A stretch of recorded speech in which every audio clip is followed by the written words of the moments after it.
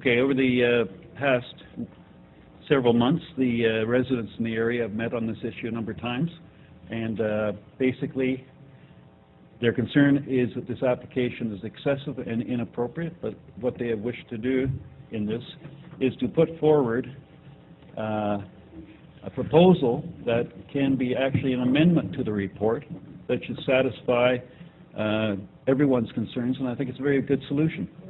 And I think that the councillors, when they're looking at this, we're not just looking at one piece of land. We have to look in the area that it is in, the block that is within. And the questions really that council has to look at is there's an opportunity here to unlock 120 units of social housing, which is part of the city's mandate. There are also questions as to fiscal management, as to how this process goes forward from here and the decisions made. And it does end up with councillors having to look at how they're dealing with their stewardship over public assets and how one handles the balance of intensification in an area and what represents good planning. In the diagram on the right here, you see the crossroads of Eglinton, and on the far right is Yonge, and we know where the town centre is there.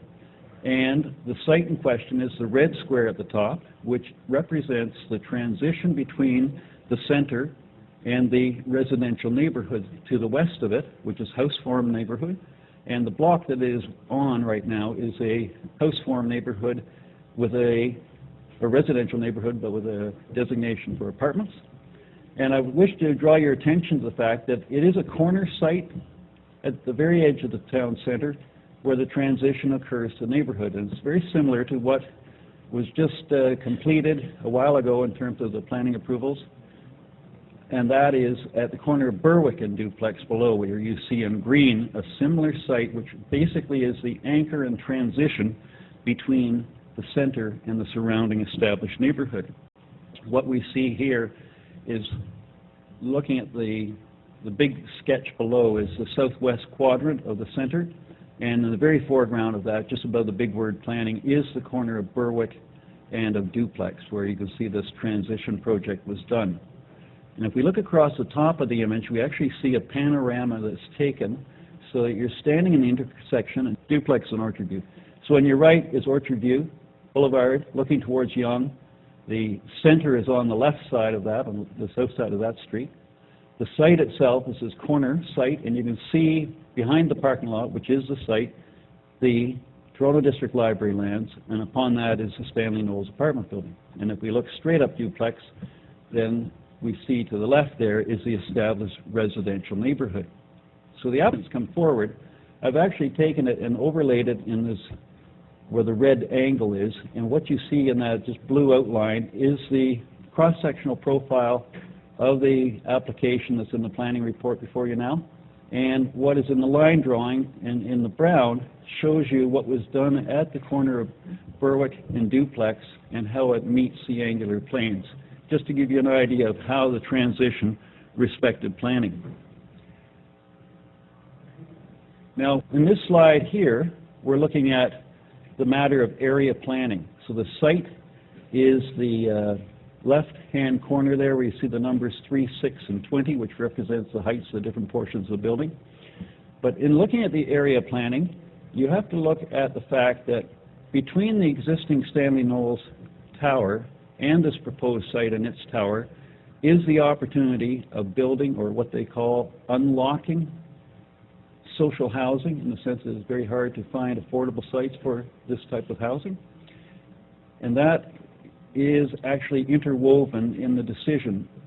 What I have here, we'll go over, is a proposal that shows how all this can be accomplished at the same time. The second issue is that the developer, in acquiring this site, has taken no interest in assembling the whole site, and so we end up with a residual at the north end. It's marked in brown as a patch called North Parcel, which is 3 houses, which are going to be left in a state that I basically call neither fish nor fowl. There'll be the only 3 houses on the block, and yet not of a nature that can be improved upon in the future. So that needs to be dealt with. The applicant is proposing that he build his tower so it's only some 1.2 meters away from the property line, and on that side they have 4 units of apartments that look exclusively to the east. So really for their view area, they're not accommodating it on the land, they're going to accommodate it by the fact that they look over the library's lands, and in that sense they're usurping the ability for development on that site. Now, if we look at this, we see on the left an example of a contemporary building going up that's within intensification and all those good things in planning, and you'll notice that the building is not built that close to the property line. The property line runs just about where those blue garbage cans are on the left of this picture. So they have provided enough view area within their own lands so that no matter what happens next door, those are tangible units. And likewise, they reciprocate with the other units being able to look back. If we look on the right, we see another condition of encroachment where a building is built very close to the property line, and this is another building on Eglinton itself, and you can see what's happening there. They're so close to the property line, they have no windows. And what I'm proposing should be realized in this scheme is that if they're that close to the property line, they shouldn't have any windows on that side, because it usurps the right for Stanley Knowles to build. And now the convention really in the City of Toronto, when you have buildings that close to each other, we're familiar with solutions such as the semi-detached house, or we know the row house, or the row shops on Yonge you can see there, etc. And I've shown you examples of high-rise as well. And what happens there is it makes sense that you do your buildings back-to-back in a zero lot line configuration. And in doing that, Stanley Knowles could actually build an addition on its west side that could accommodate 120 units. And that is something that, in approving this proposal, where they are basically building zero lot line, and on the other hand, if somebody is to build in a like manner on the other side of the line, only 1.2 meters apart, you would have an untenable situation for housing. So it makes sense that this get cleared up at this time. And the proposal that we have in here is that in the course of doing the zoning amendment for this site, that the same conditions that are given to the applicant on his side of the line should be granted, on the other hand, to the library site in a mere fashion, reciprocal fashion, so whatever is good for the developer is good to be built on the adjacent site. And what I would hope out of that is they would come to an agreement where they basically go back to back and therefore both get to build. And if they both build, then in actuality, the city will be meeting its interests in terms of intensification, in that there will be actually more units built in that manner than if you allow just this applicant to build or if the library were to build. So it's not something that's saying, let's not, we don't want to see the city grow. But I'm saying that as much as he's looking at it as a device to enable him to build, the same principle of approaching the property line can be utilized by the city and its public assets to say, fine, that's good, you want to do that, we'll do that too, and we all win. Now, this gives you an indication here of what I called neither fish nor fowl, and I'm saying that in planning, preparing this rezoning or amended zoning for this site, they should extend it as well as towards the Stanley Knowles side. They should also extend it to the north and therefore provide in the future for these three individual houses that are there the opportunity to flow naturally at some point in the future into a comprehensive position in the block.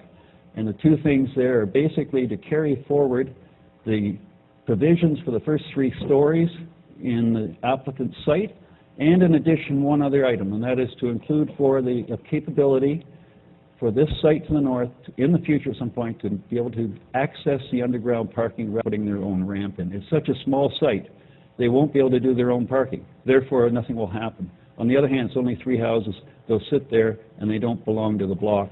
And my concern is going to be like you go into Washington, D.C., and there are all these little triangles of land that drives the city crazy because nothing can happen to them. The next thing to deal with here is the matter of enhancing the public realm. And what you'll see in here is the matter of looking at what the setback should be.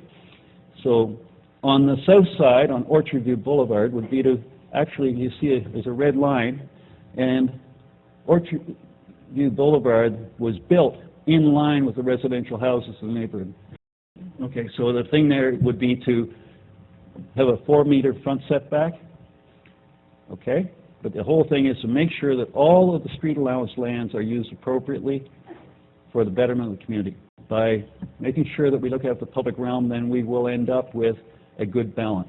Here again, the massing of things, that was some of the angular plane issues in the applicant's proposal. And we went through a process looking at what could be done, and we came up and we all agreed to a tall and thin approach to the building. And that is embodied in here, and we talk about there articulating the massing going up, and we've actually incorporated some of the things that the developer the other day was mentioning himself. And there we're showing the massing of what they're proposing, massing that we're proposing. The whole thing there is, if we can keep the base in good order and get a decent height, that's terrific. And so what we are looking at here in total is a building that is actually 20 stories tall, that being taller than the 17 discussed before. So what we're looking to see is whether council would, in its wisdom, on the basis of what we put together, look at these as being, and it is a list I put together, that can be amendments to the report to revise it, and with that you have a solution that the community is in favor of. And I must say in closing, the community has worked very hard not to be naysayers, and they have come forward and they've worked very hard, and I must say for a lot of them to get to this as a solution is what I call sort of a warts and all challenge, where everybody said, okay, we're all in favor of coming forward to something which has a solution, something that can work, and we're tired of having 8 years of harangue, and this represents a good and balanced solution.